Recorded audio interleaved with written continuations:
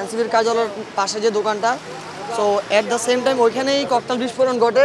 যখনই ককটেলটা বিস্ফোরণ হয় তখনই একজন রিক্সা ড্রাইভার এবং সাথে দুজন ছিল, ওরা ইনস্ট্যান্ট দৌড় দিতে চলে। তখনই আমরা খেয়াল করি যে ওনারা ককটেলটা ফালাইছে।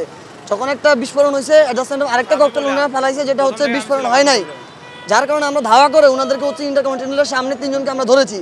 ধরে ইনস্ট্যান্ট ওইখানে যে পুলিশ ছিল, পুলিশ সদস্যরা, তাদের সহায়তায় আমরা তাদেরকে জব্দ করে আমরা তাদেরকে বাংলা মোটর নিয়ে এসেছি। এখন ওনাদেরকে শাহবাগ থানায় হস্তান্তর করা হয়েছে।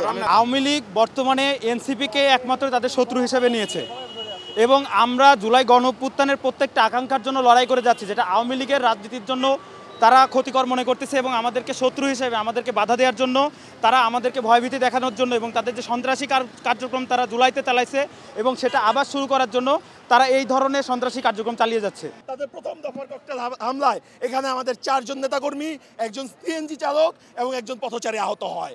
তারপর দ্বিতীয় দফায় তারা আমাদের ওয়ারি থানার প্রধান সমন্বয়কারী রিফাতের উপর সরাসরি ককটেল হামলা চালায়। আল্লাহর অশেষ রহমতে সেই ককটেলটি বিস্ফোরিত না হয়, রিফাত সুস্থভাবে বেঁচে যায়।